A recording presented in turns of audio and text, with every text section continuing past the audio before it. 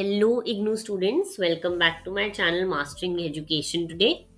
आज के वीडियो में हम MSO 001 के कुछ इम्पॉर्टेंट क्वेश्चंस देखने वाले हैं।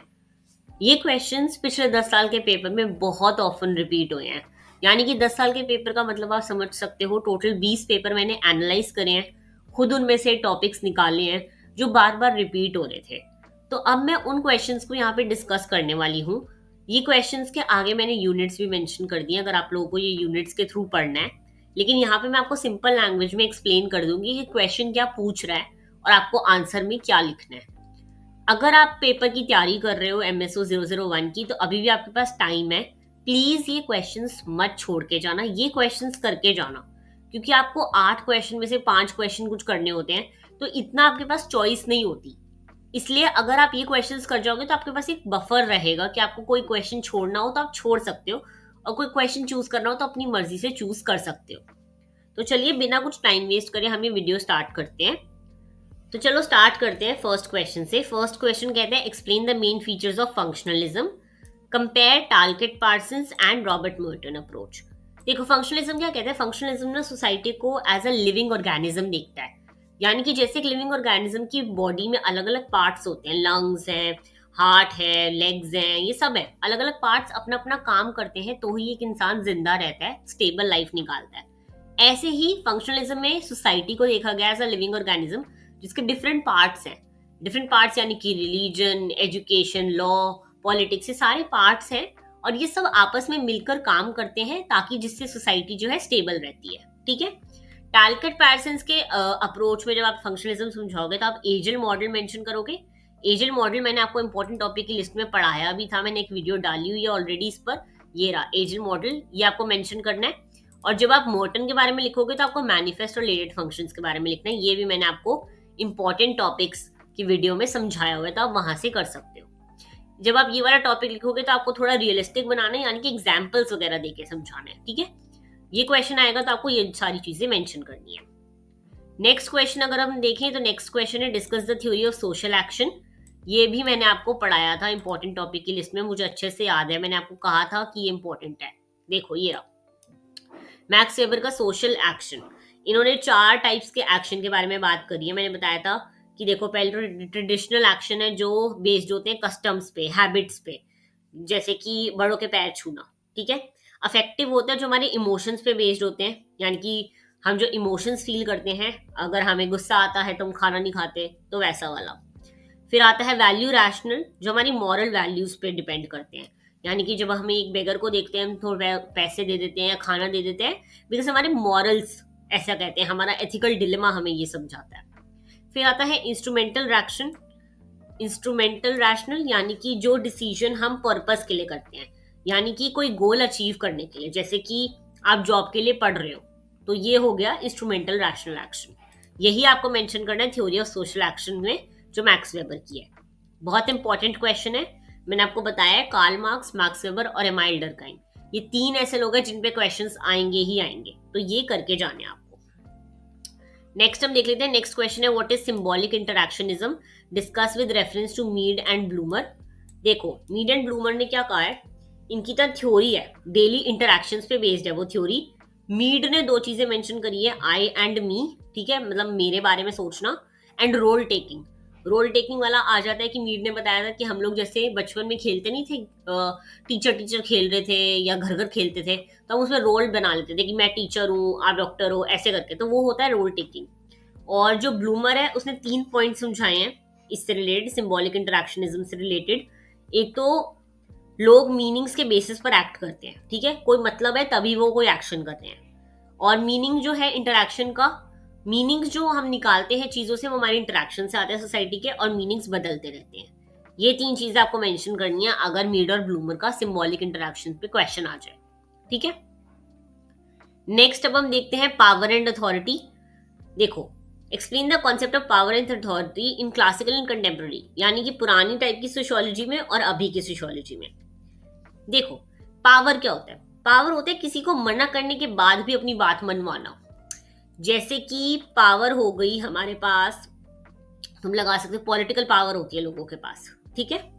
और अथॉरिटी होती है जब वो लेजिटिमेट होती है, उसमें लॉ इंक्लूड हो जाता है। जैसे कि लॉ वगैरह, अगर कोई रूल तुम फॉलो कर रहे हो, ट्रैफिक रूल्स फॉलो कर रहे हो, तो वहाँ अथॉरिटी है, वहाँ लॉ है। अगर तुम नहीं करोगे तो तुम्हें फाइन लग जाएगा। ये हो गया अथॉरिटी। अथॉरिटी में तुम वेबर का डाल सकते हो कि उसने 3 टाइप्स की अथॉरिटी बताई है: ट्रेडिशनल, कैरिस्मेटिक, लीगल, रैशनल। ये सब इंपॉर्टेंट है और ये सब तुम्हें लिखना होगा। इसमें तुम्हें फूको के बारे में भी लिखना है, क्योंकि फूको ने ही पावर पे बहुत ज्यादा बोला है। ठीक है। नेक्स्ट अगर हम क्वेश्चन देखें, बहुत इंपॉर्टेंट है। मैंने तुम्हें इंपॉर्टेंट टॉपिक की लिस्ट में ही करवाया हुआ है ऑलरेडी, मैं फिर से नहीं करवाऊंगी। एलियनेशन के बारे में मैंने पढ़ाया था। इसमें वही है कि एलियनेशन क्या होता है और मार्क्स ने एलियनेशन कैसे एक्सप्लेन करा है कैपिटलिस्ट सोसाइटी में। अगर सिंपल वर्ड्स में कहें तो एलियनेशन का मतलब होता है अपने काम, प्रोडक्ट्स, लोगों और खुद से डिस्कनेक्ट फील करना। ठीक है, जो कैपिटलिज्म वाली सोसाइटी में ऑफन होता है। नेक्स्ट अगर हम क्वेश्चन देखें तो नेक्स्ट क्वेश्चन है व्हाट इज मॉडर्निटी। मॉडर्निटी आप लोगों का एंथनी गिडेंस का बहुत ही ज्यादा इंपॉर्टेंट टॉपिक है। इस पे क्वेश्चंस आ सकते हैं बिकॉज एंथनी गिडेंस हमारे कोर्स में बहुत इंपॉर्टेंट इंसान है। ठीक है, सोशियोलॉजी में। देखो मॉडर्निटी पे उन्होंने क्या कहा है। मॉडर्निटी होती है जब हमारी सोसाइटी में इंडस्ट्रियल चीजें आ गई, मशीनरी आ गई, साइंस टेक्नोलॉजी आ गया, इंडिविजुअलिटी का कॉन्सेप्ट आ गया है। इसका सोशियोलॉजिकल सिग्निफिकेंस ये है कि सोसाइटी फास्ट चेंज होती है और पुराने ट्रेडिशंस वगैरह जो है वो वीक पड़ जाते हैं। तो तुम्हें यही सब जो है एक्सपैंड करके लिखना है इस आंसर में। नेक्स्ट क्वेश्चन अगर हम देखें तो तुम्हें मॉडर्निटी एंड पोस्ट मॉडर्निटी में डिफरेंस बताना है।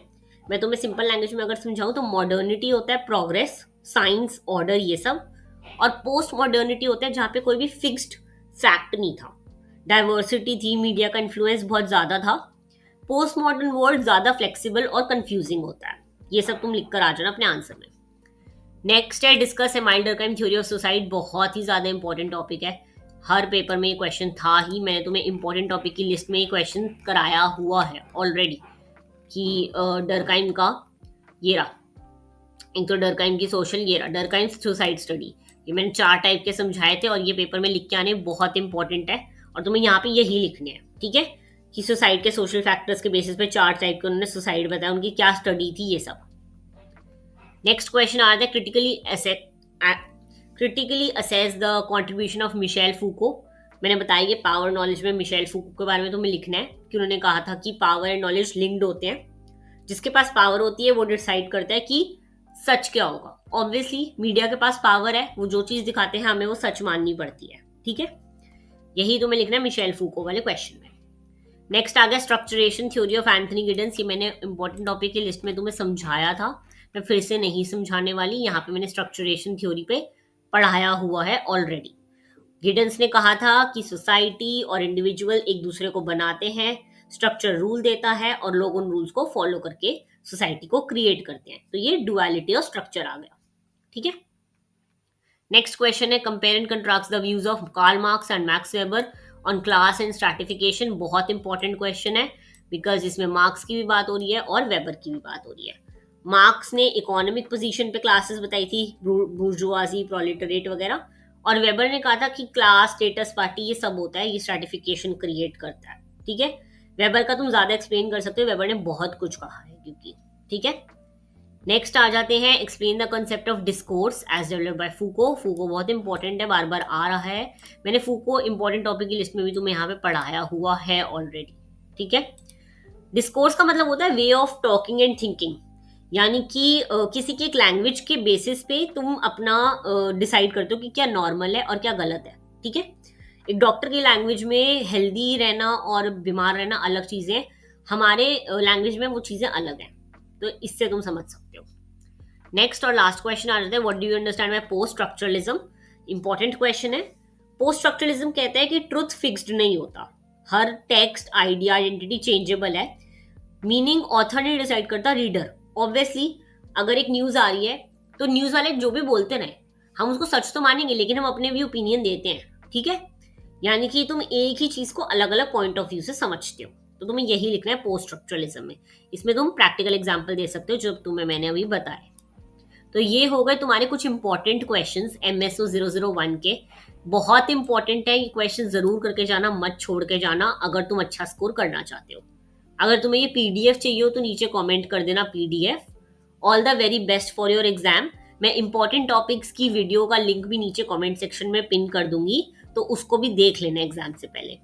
All the very best for your exam. मिलते हैं नेक्स्ट वीडियो में।